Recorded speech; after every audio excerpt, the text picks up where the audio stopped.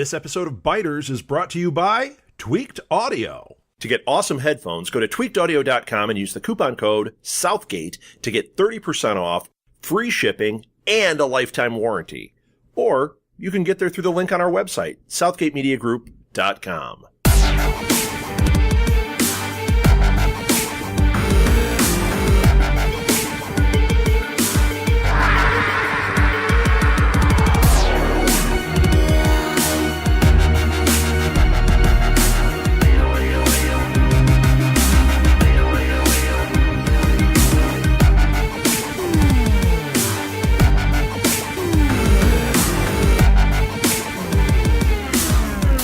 Hey everybody, this is Diane. Welcome to Biters. And this is Marnell, and it is Dry January.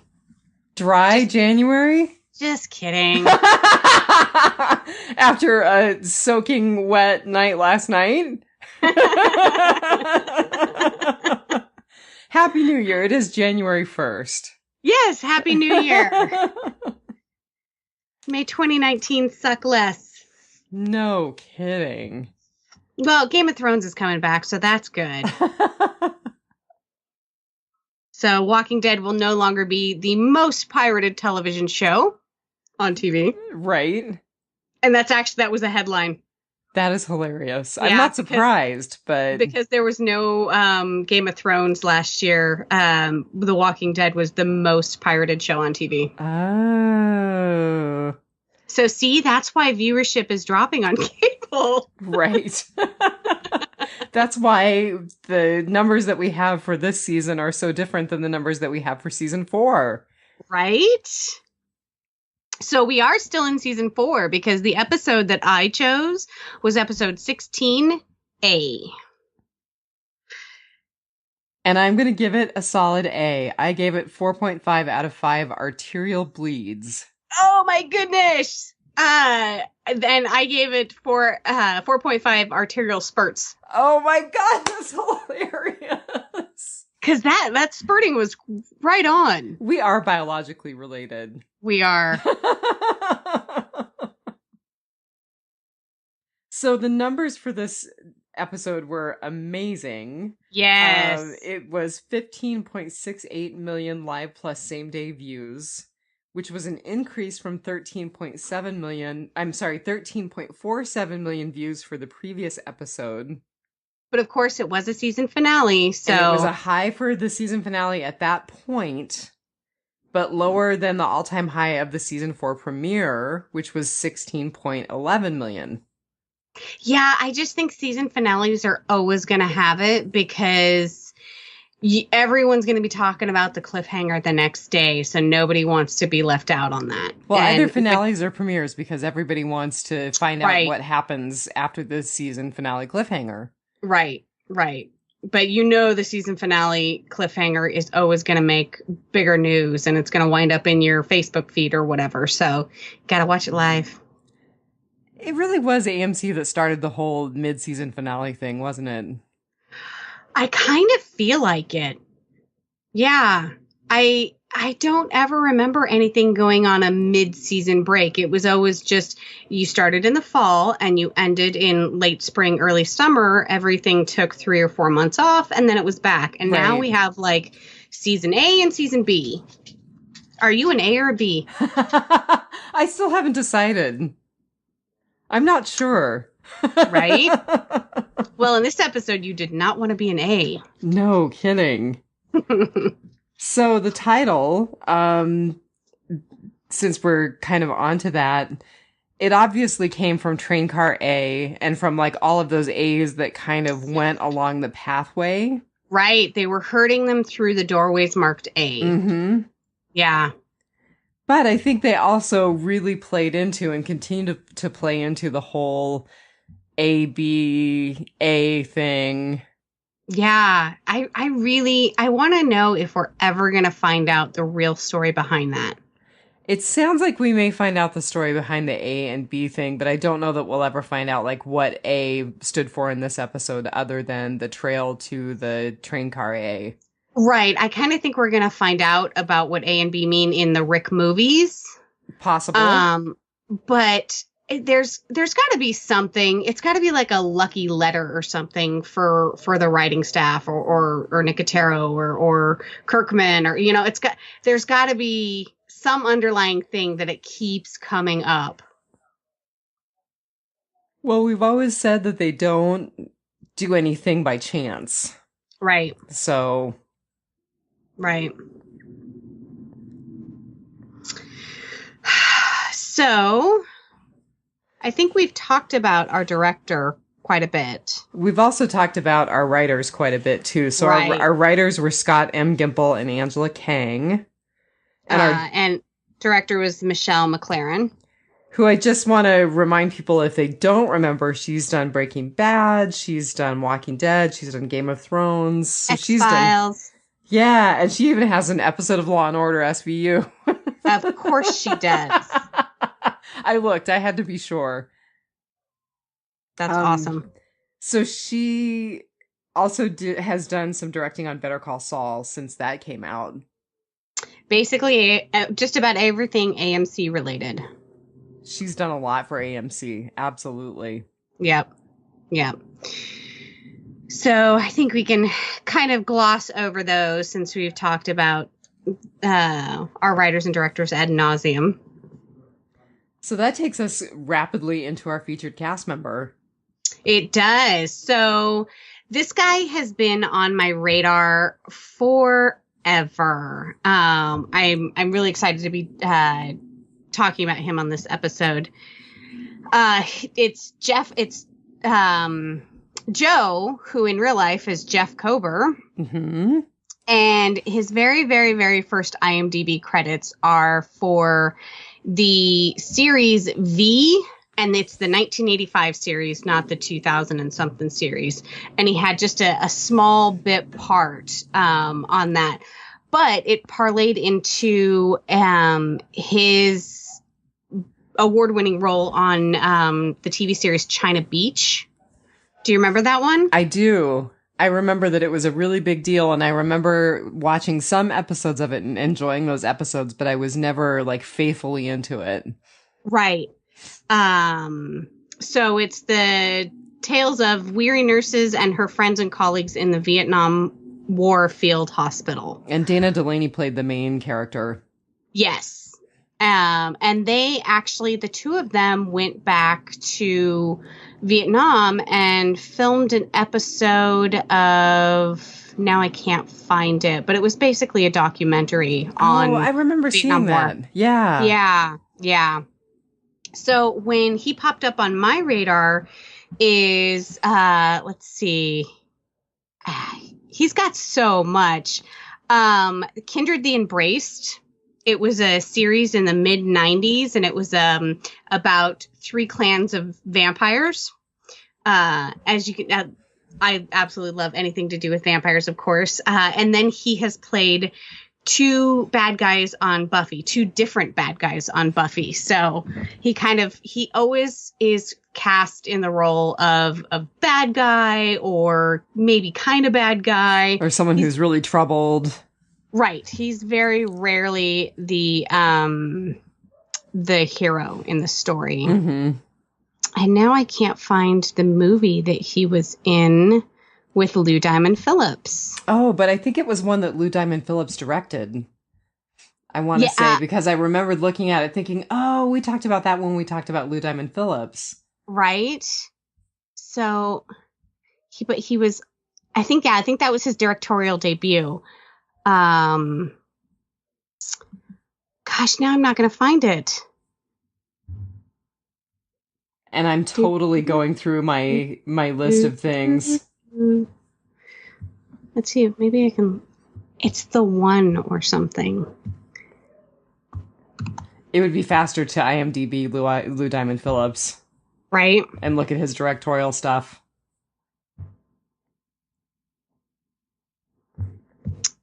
Let's do that.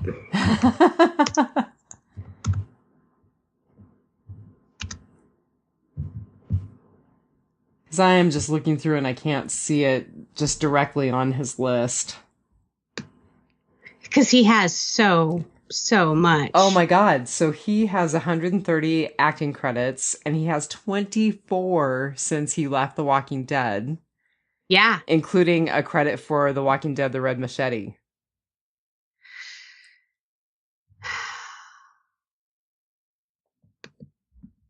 Is it this?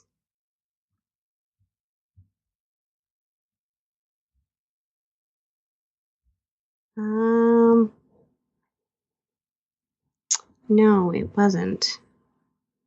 Well, gosh dang it. I know it's in his, it's referenced in his personal details on IMDb.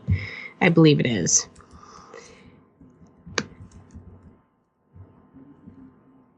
Too bad we don't edit our episodes. It's a shame. I can't think of it. But he plays a serial killer, and Lou Diamond Phillip plays a cop. Yeah, I can't find it. He's got too many IMDb credits. But so he actually, for as much of a bad guy he plays on any of the shows or movies that he's in real life, he is a 30-year plus recovering addict and alcoholic. Oh, really? Yes. And one of the ways that he deals with his recovery is he got into Vedic meditation. And in 2007, he also became a teacher of Vedic meditation. And that's really cool. He has a studio in Los Angeles with his wife, and they travel to India. They're big into photography. He's not, and of course, being someone who's so spiritual and into meditation, he's not huge on social media, but he does have a social media presence. His Twitter is mainly just tweeting kind of a daily affirmation or a daily thought or meditation or something like that. So I subscribe to his Twitter because I think that's really cool. He had a good one for New Year's. About new beginnings and you know, kind of thinking positively helps you live positively type thing. And so he actually, so you can actually take a meditation class in their studio if you are in the Los Angeles area. Oh, that's cool. He does have a webpage, jeff-kober.com. And I really wish that we could have done him before this episode.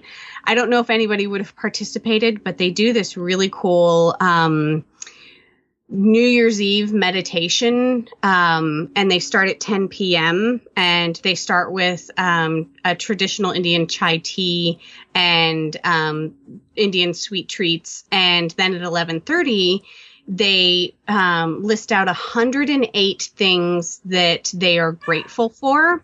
And of course, this continues on into the new year, and it's just supposed to help you start your new year out positive and fresh, and you know, be grateful and thankful for the things that you have. And he says that people that come into the studio are like, list 108 things I'm grateful for. I can't think of 10 things that I'm grateful for. And of course, once you start to open that door, you think of all the things you're grateful for. And, you know, sometimes 108 doesn't wind up being enough, but apparently 108 is actually a very spiritual number. And since we do numbers on our preacher shows, I guess I can't remember what 108 means, but there's like 108 words in like one of the Hindu Bibles, and it's a sacred number in Buddhism and Hinduism.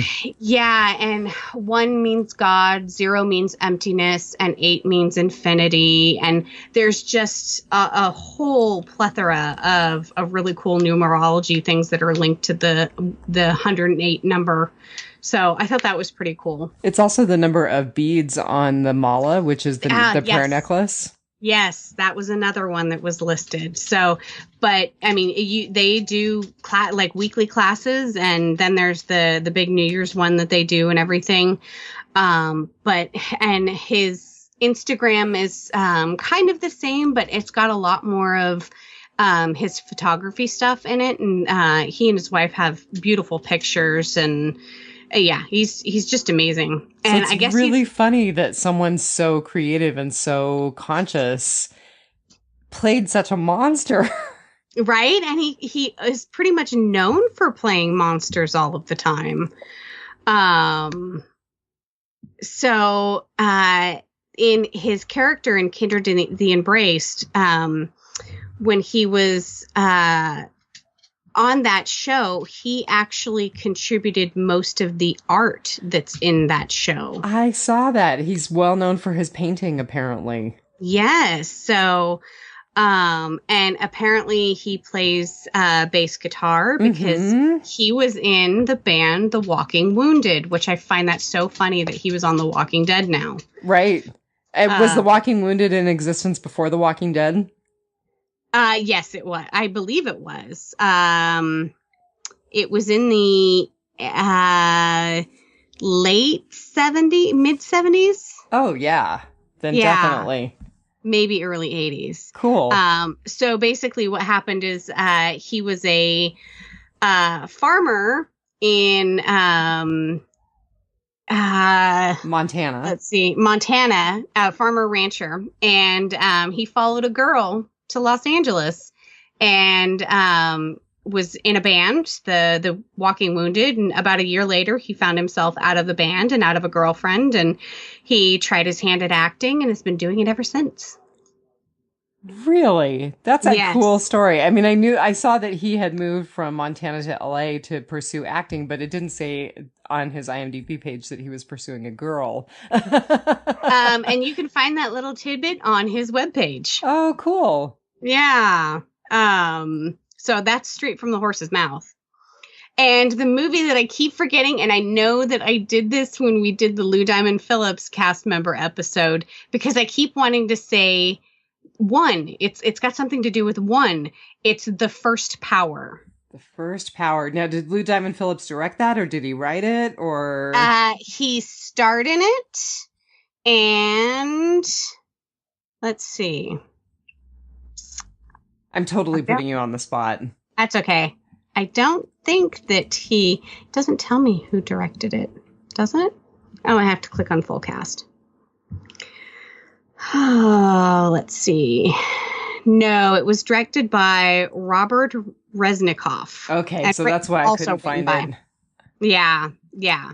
But for some reason, it's like kind of a B, like it's a B plus thriller in the 80s, you know? I mean, it was probably great back then. And I remember watching it as a kid. And of course, when it came out in 1990, I was like 10. So I probably watched it on cable or like maybe rented it on VHS. I definitely didn't see it in the theater. So I was probably like 11 or 12. I'm watching this movie about a, like basically a psychic serial killer. And like, I think on the episode, this is where one of the movies that I fell in love with Lou Diamond Phillips on, but this is a movie that definitely put Jeff on my radar. And then he kept popping up in other things that I watched: Kindred the Embrace, Buffy the Vampire Slayer.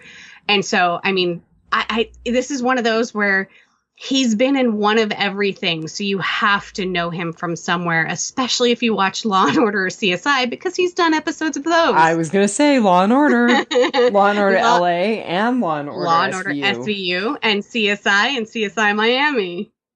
So yeah, so he's just been like kind of an ever presence in my viewership of TVs and movies for like 20 plus years. So I was really excited. Like, I know we probably should have done Gareth or, somebody like that, but and of course I loved him as a bad guy, as Joe on The Walking Dead, because he plays the role so well. And it's funny to find out that he's such a calm and relaxed person in real life. He's very spiritual and yeah. So that is Jeff Kober. Well, I just want to comment that he is 65 and he makes 65 look good. He does. It's hard to believe.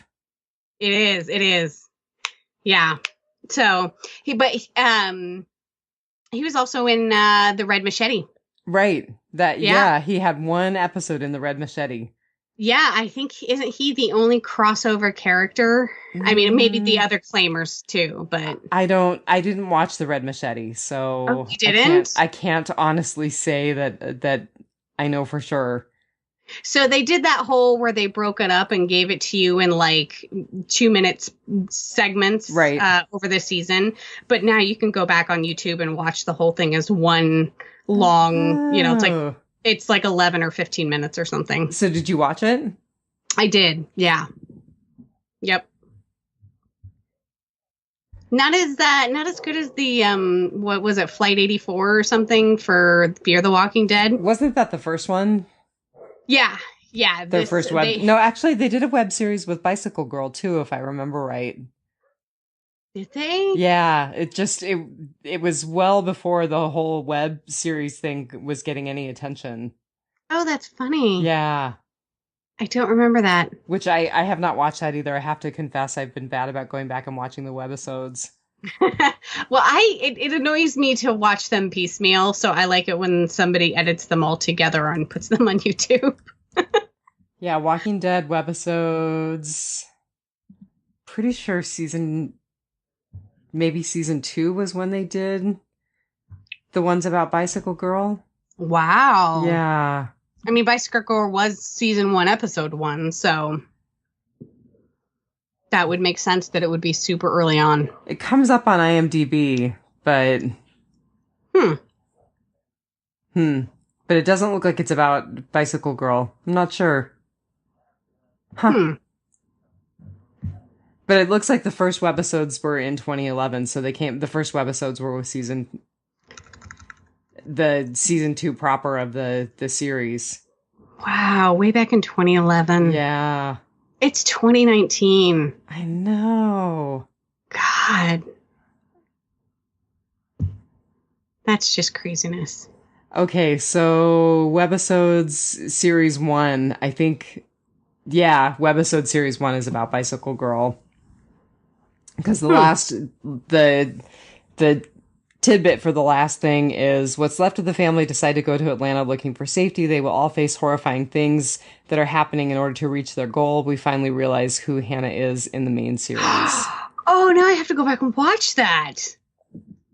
And those were filmed in 2011.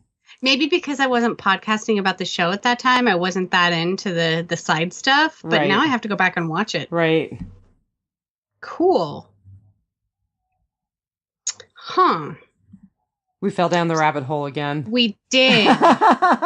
So do you have any Whisperers Corner? I have a little bit. So I wanted to bring up, because I know you haven't seen them because you don't get AMC. You get your episodes through iTunes. There's a new commercial featuring the Whispers on AMC, and it's really creepy. I think I did see a headline about that. I'll have to go stalk YouTube to see if somebody's posted it. So it's actually showing a Whisperer stitching the mask together. And there's this really creepy like children's rhyme in the background.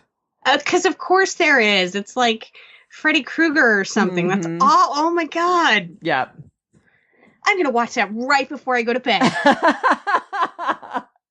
So they have been showing that pretty much nonstop during the New Year's marathon of Walking Dead they did. Oh, yeah. Which just wrapped up about an hour ago. Man. What, did they do like the entire thing or just season? No, they did season 6, 7, 8, and then the first half of season 9. Okay. So it just wrapped up with the mid-season finale for season 9. I'm like, they couldn't have started that on like New Year's Eve and like, from episode 1. I think they actually started it on the 30th because I want to say that I caught some episodes then. I feel like now that AMC could just have a spin-off channel of the Walking Dead universe and play new episodes, but also in the meantime, just roll through all of the reruns of all of the Walking Dead, and Fear the Walking Dead. And yeah. They could totally do that. They could totally do that. I would be entranced. I would be in front of the television 24/7. So I was thinking about our conversation that, there's all this good TV out there and we've got these lists that are a mile long that we never get to. And I realize that I just am not in a place where I want to invest the emotional energy in something that I've invested the way that I've invested in The Walking Dead. It's difficult, because we got into the Marvel universe on Netflix and now they've canceled them all. And it's such a huge letdown because, Jessica Jones and Daredevil. Did they cancel Jessica Jones too? They did. Oh all my of God. them. Wow. So Daredevil, Jessica Jones, Luke Cage, Iron Fist, all of them are gone. Iron Fist is no loss, but the other ones are. They definitely, and the reason why was they said they want to keep it fresh. They did very well, but they don't want them to drag on. They're going to keep their content new and fresh and up to date and blah blah blah. I mean, it was even a shock to the actors that are that it was canceled because the old thinking is, well, our show is getting hundreds of millions of views on Netflix, so of course we're going to get a next season. And Netflix is like, nope, we don't want it to go stale. That's kind of a rank move. It is, because we've all invested so much of our time and energy into these characters in this universe and the building of the storylines and everything. And then it's just, we're not even going to get closure on these. It's not like this is our last season. It's like, that was the last season. Wow. Yeah. Yeah, I did. I knew that they had canceled Luke Cage and Iron Fist. I didn't realize that they'd canceled Jessica Jones and Daredevil as well. Those are the two shockers. So Iron Fist didn't have the viewership, and the guy from Luke Cage kind of said something he probably shouldn't have that offended a lot of people. Dear. Yeah. So that's pretty much the death knell to your show if you say something awful. Anymore. Absolutely. Right? For good or for bad. I mean, whether you liked Roseanne or not, or whether you liked Luke Cage or not, they don't have shows anymore. Wow. Yeah.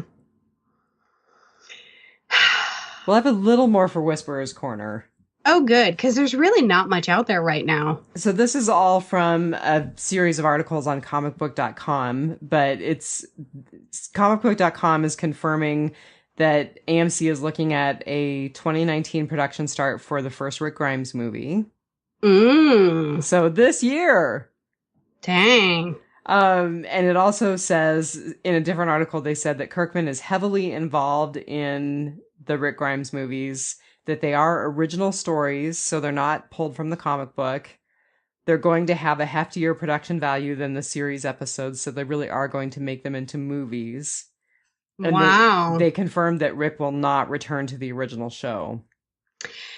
Okay. Yeah, I think they had kind of pretty much said that, but, of course, but now it's confirmed. Right. And they also once again threw out there that Lauren Cohan is expected to return for season 10 of Walking Dead proper.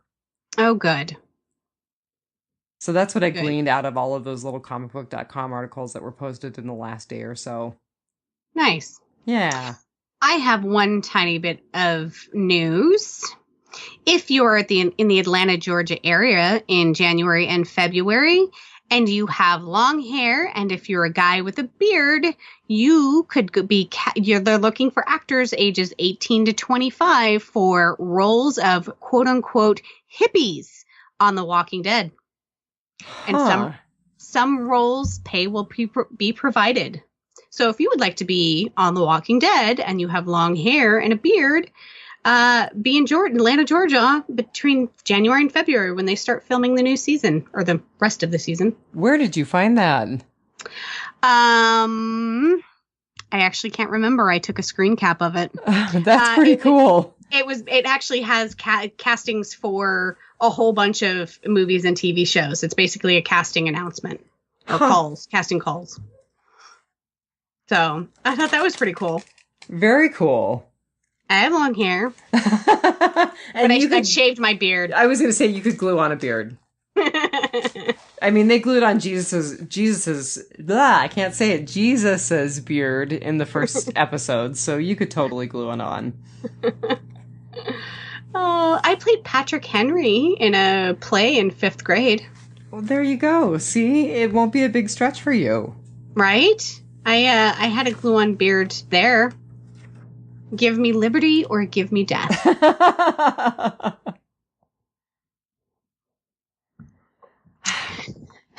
I guess that takes us to our good, bad, and ugly. It does. So about A, tell me what your good was. My good was the end.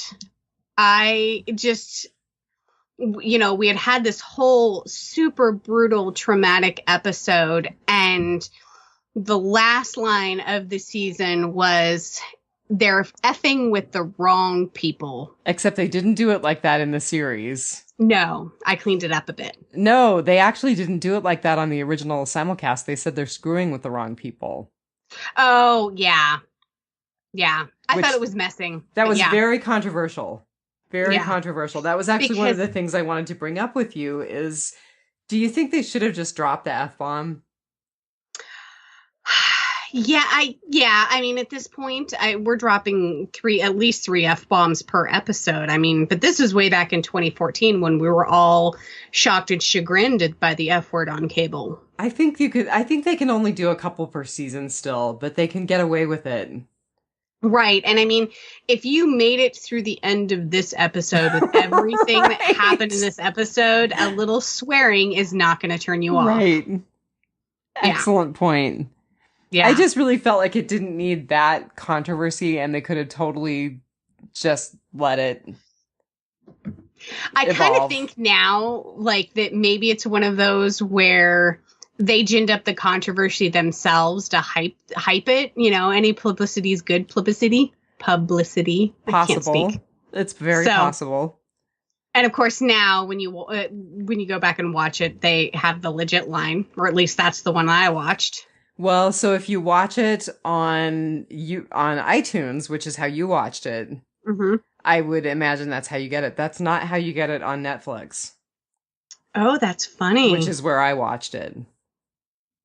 It's still the way that it was when it was broadcast. Huh. I wonder what it is on DVD. I think it depends on which cut you're watching, but I think it's effing. Yeah. Yep.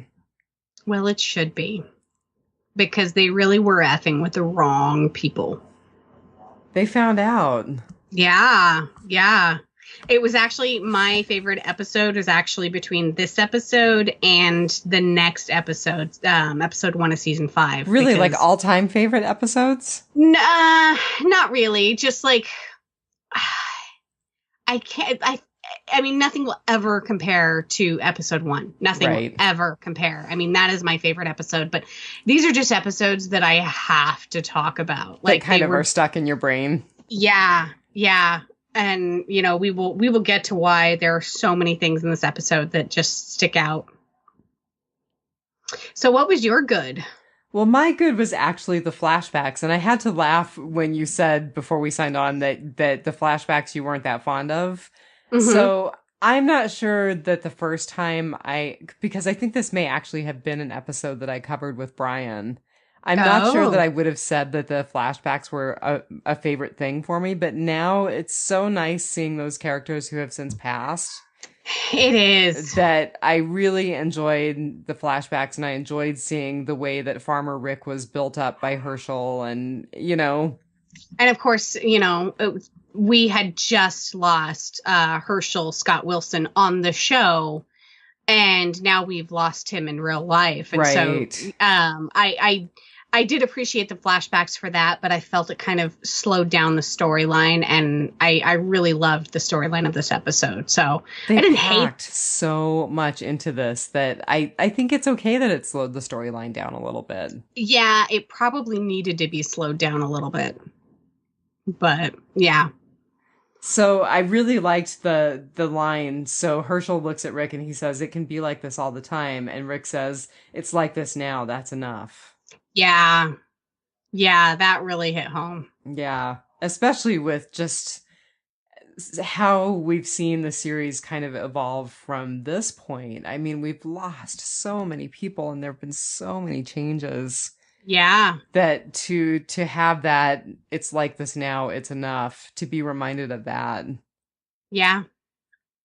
Yeah. I really like that a lot. Very cool. So what was your bad? So my bad, and it's kind of a good bad. Like, I'm not knocking it at all, but like, it was just, if I were living in this world, it would be the brutality that Carl had to witness and go through. Oh, yeah. This, I feel like season 4, I can't remember what the big thing in season 2 was. Was it just finding out about Woodbury and kind of season 2 was when Carl got shot. Okay. Yeah. So season 3 was Woodbury, mm-hmm. and season 4, I feel like it solidified the whole fear the dead, fight the living, and that it's really humans that we have to fear. Absolutely. And this is what I talk about it on the show, that this is what I always imagined the post-apocalyptic world social breakdown to be like. I mean, this kind of, and it's funny, I actually hated the movie, but it really, really is legitimately how a lot of people would be in the post-apocalyptic movie. The Road. Do you remember that? I read the book. I didn't watch the movie. I've heard that the book is better than the movie. Of course, it usually is. It was all right. But that movie was so depressing. Mm-hmm. And so, I mean, there was just, I mean, even if it did end with a little bit of hope, it was just something that you have to take days to recover from, it gives you like this emotional hangover. And that's kind of what it reminded me, especially the claimers reminded me that, people are brutal and they can be horrible. And then of course we go to Terminus and we find something even worse. Right. We think it's potentially going to be good, and it's even worse. Right. Yeah. And of course I remember watching season 4 when it was happening, and I remember thinking, don't go to Terminus. Don't. Like, I don't know why. Every time I see a post-apocalyptic thing where they're offering like sanctuary and safety and things like that, I'm like, nope, it's a trap. Don't go there. Go in the opposite direction. Yeah. Speaking of traps, so there's that scene where Rick is talking about the trap that catches the rabbit. Yes. Totally foreshadowed them being herded through Terminus. Yes. You put the noose at the end of the funnel. Mm-hmm. Yeah. Yep. So, what's funny is it kind of, the whole there is no sanctuary thing kind of parallels with what I think the new group in season 9 is probably thinking is that, they went into Alexandria and they were like, well, it seems much better than the other places we've been, but you always have to think that, maybe these people are cannibals, Well, and Michonne certainly is not welcoming. I mean, I actually was just watching those episodes again as a part of the New Year's marathon, and it's really kind of depressing to see this group that by and large looks to be a nice group just get turned away. Yeah. Yeah.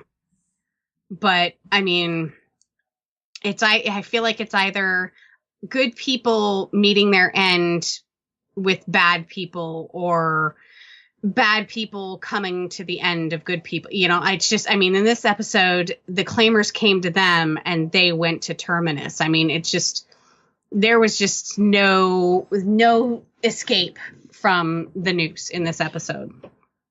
That is really, really true. And yeah. I guess I had never really thought about it being that penultimate fight the dead, fear the living. But it really is. I mean, you're really right. It really solidifies that theme tremendously. And that theme, I think, was actually kind of started in season 3. With Woodbury? Mm-hmm. So it really, really becomes evident in this episode. Yeah, I don't think we had seen quite the brutality that we saw in this episode. And of course, I think it was a long time after that. I think it's the Glenn's death episode is where we start to see that brutality again. So. I really, watching this episode again, and I've watched it a few times, the threat to rape Carl is so shocking. Yes. It's still so shocking. I mean, that actor played it so well. And actually, Chandler Riggs played it so well, too. It was just horrifying. It literally, like, made me queasy to, like... And that's why I added that it was the brutality through Carl's eyes in this episode. And they did keep focusing on that. I mean, when... Rick takes the guy and slits him from gut to gullet, Carl watched, he didn't close his eyes. And I just,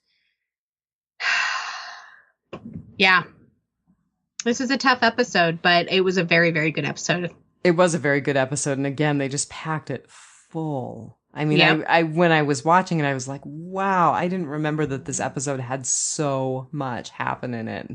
Yeah, and I think that's probably why I chose it over Terminus, is because I was like, there's just so much important stuff that happened. I mean, we got Daryl and Rick back together, and I think this is the first episode that Rick called Daryl his brother. It is, yep.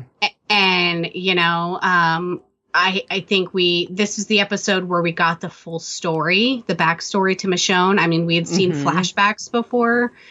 The Claimers, Terminus, we finally meet up with most of the rest of the group in the end. And it was a very, very packed episode, definitely. I actually had forgotten, because it's been a while since I've watched all of season 4, that Daryl had ended up with the Claimers. Oh, really? I actually had totally forgotten that. So, of course, when they come to the camp that Michonne, Carl, and Rick have, and Daryl was there, I was like, oh, God, right. Yeah. Yeah.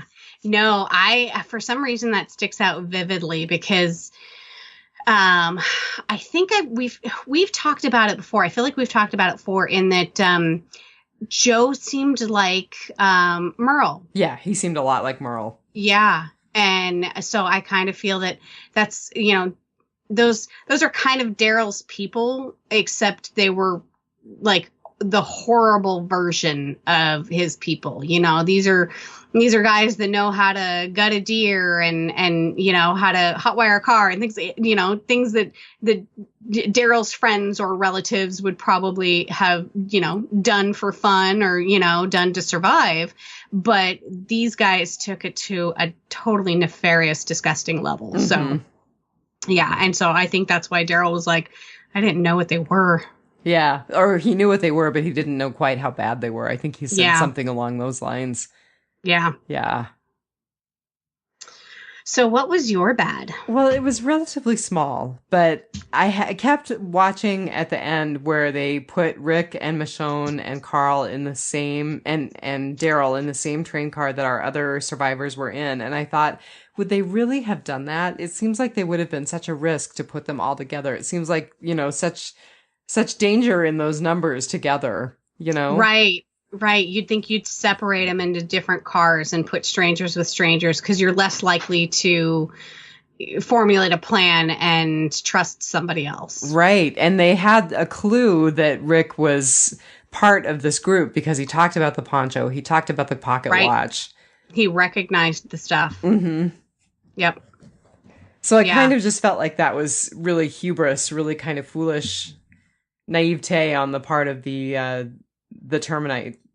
I didn't catch that. That's a good one. So yeah, I did not catch that. That was small, but it was my bad.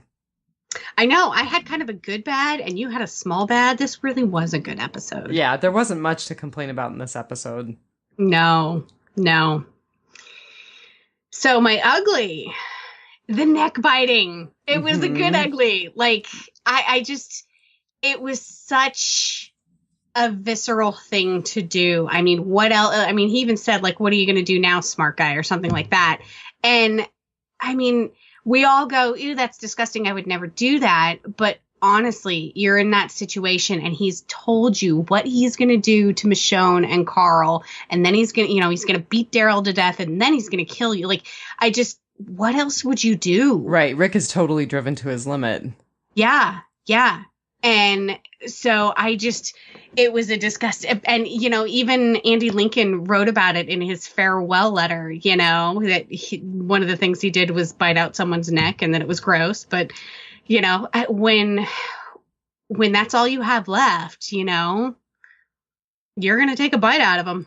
I remember when they were hyping this episode, they were talking about how Rick would have a new weapon that none of us would even have realized that he had. Oh, yeah. And as someone who has taken self-defense classes before, your teeth are a weapon. You scratch, you kick, you bite, use every weapon you have at your disposal.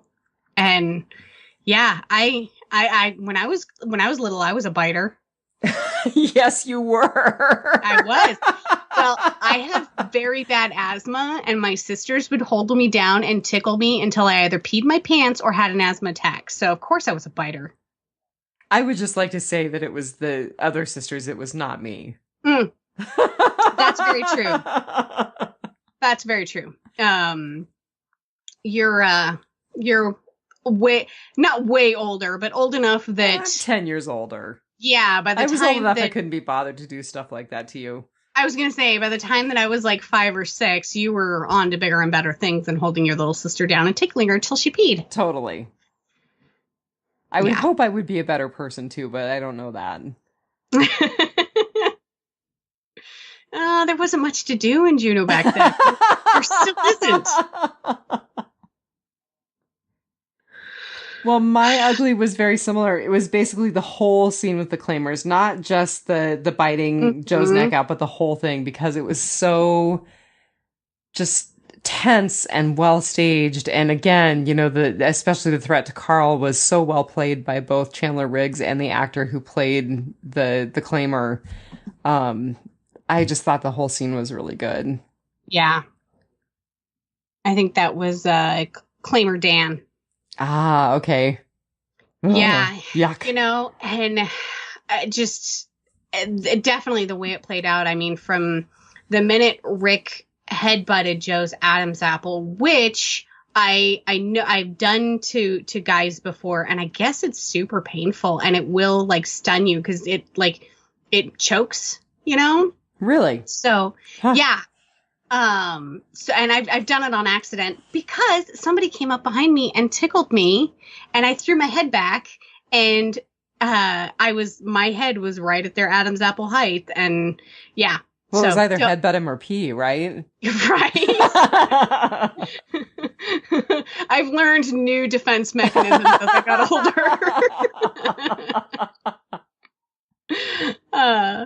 But yeah, so I mean that was a brilliant move, and then the whole where the gunshot kind of stunned Rick, and then of course Michonne tries to slap the gun away from the guy holding it on her, and he slaps her back, and Dan didn't let up, and just the whole scene was just it was very well really done. well staged. Yep. Well, what else you got? You said you had not a lot written down, but you had a lot about this episode just kind of going through your head. Okay, so we're into rotting potpourri. We are. And there was a ton of foreboding and red flags in this episode. Tons of foreshadowing, I agree. Right. What was going to happen at Terminus. And we talked about Rick doing the trap, the noose. And I thought it was funny when Carl ran to the guy that was in the field. Then when the walkers, spotted them and they started running, they ran right up onto the train tracks to Terminus. And so it was almost like them being funneled to the trap there too. Oh, good catch. Yeah. And then of course, all of them being herded in Terminus, through the doors and you could tell they were being herded. And, of course, in that moment, I'm sure they were just running for survival and didn't realize that they obviously were not shooting at you. They were shooting for you to go in a different direction. And Rick did say at one point, oh, they're shooting at our feet. Yeah. And all the doors that you're being herded through are marked with A. Mm-hmm. So yeah, there was that foreshadowing. And then I feel like the neck biting was kind of a cannibal foreshadowing. Oh, what a good catch. I didn't think about that either. Yeah. Yeah. And when they killed the rabbit and ate it and they were full and Carl was sleeping in the car and Rick and Michonne were having a discussion and they were like, basically, when was the last time we didn't have to talk about food or, right. It's nice to feel full. And there was just it was this whole food thing that I feel like was foreshadowing for Terminus. Well done. Good catches. All of those are really good catches. I didn't even think about that. Yeah. I mean, when you know that you're being herded towards a camp of cannibals, like just everything looks like a big red flag. Oh, and I loved that Mary on the grill was going to hand Carl the human, basically the plate of human. Right. And that's when Rick discovers the pocket watch and slaps the food out of his hand. Like, I don't know why he slapped the food. I don't know what made him do that rather than just grab the guy. But yeah, it was a weird thing to do. Wouldn't you just not slap the food out of his hand and let your son eat while you took care of this other business with the bad guys? Maybe he was afraid it was poisoned or drugged or something like that. Oh, that's true. I hadn't thought of that. Yeah. Because you're right. I mean, they obviously don't know that they're cannibals yet. Right. But I'm like, oh my God, poor little Carl almost ate human. So, we heard some words uttered in this episode that became very popular in Fear the Walking Dead. When they buried the weapons in the woods, Rick says, just in case. Oh, right. Yeah. JIC. JIC. Let's see. What was the other thing that I had? Did you have anything? Well, I really liked, and I remembered really liking this the first time that I watched this episode, the way that Gareth described our heroes: ringleader, archer, samurai, kid. Oh yeah, I thought those were really cool. And it kind of reminded me of the Rick, the Widow, and the King. Oh, or is that the yes. name of the episode? Yes, yeah, very good. Yeah. That's funny. Wow. I guess I don't have a lot more to say. It was so good. And I do have a little bit to say about Andrew J. West, the guy who plays Gareth. He plays him as so harmless. I mean, when we first see Gareth, he's like, oh, so-and-so was on watch. So-and-so was obviously on perimeter watch. He just kind of seems like this bureaucrat. He's very disarming. Yes. And I kind of think that was a bit of when we came across what's his name from Alexandria? Not Ross. Aaron. Aaron. When we come across Aaron in a couple seasons after this. Good point. I mean, he looked like he stepped off the pages of an Abercrombie and Fitch advertisement. Just like Gareth did. Right. Kind of hipster, kind of, non-threatening. And so it was funny. We go from the claimers who are, who look very menacing. And then, Gareth, who, doesn't look menacing at all and has this demeanor of just this kid who's kind of like, whoa, whoa, whoa, welcome. Dude, chill out. Yeah. Everything will be fine. Yeah. Yeah. The other thing that I wrote down is that when Michonne gives us her backstory about Andre's death, when she's telling that to Carl, she's really telling Carl that story to try to humanize Rick, because Carl is so freaked out about Rick after the way that he took down the claimers. Yeah, I mean, Carl had already seen a lot, in the post-apocalyptic world, but I keep going back to the brutality of this episode taught people a lot of lessons and drove a lot of things home. And it was something that they needed to go through in order to survive as long as they've survived. I was just thinking too, we lost Carl and we lost Rick. Yeah. And I mean, even Beth, a lot of people. I think one of the next episodes that we're going to be doing is the one where we lose Tyrese. Mm-hmm. Yeah, so, I think we've agreed that we're going to talk about that episode. Yeah. Yeah. So I think that's all that I had. I don't think I have anything else. Do we want to talk about the movies that we're going to watch? Sure. So I think we've decided that next week we're going to watch The Boondock Saints Part 1. Right. We've both agreed to watch a movie that we both like. Yes.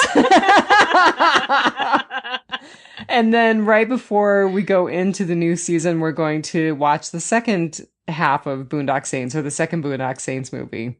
Which I didn't even know existed until we talked about it, I think, probably about a year ago, because we were talking about Norman Reedus.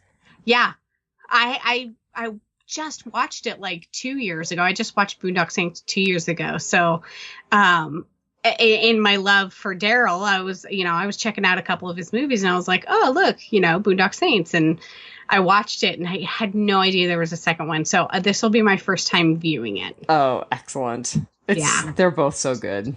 Yeah. So we have 5 weeks until the return of Walking Dead. And that horrifying whisperer. Ugh. You have to try to find that commercial. Okay, I definitely will. Yeah. Ugh. All right, well, I guess that's it for our New Year's show. I think so. So until the next time we talk to you, just remember, take it one dead day at a time. I think I'm like just a beat ahead of you. Yeah, I gotta slow it down. It's all good. You just need some flashbacks to slow it down. Yep. And a little more wine. No dry January for this girl. Right on. All right, everybody, have a good week. Have a good week. Happy New Year. Happy New Year. Bye. Bye.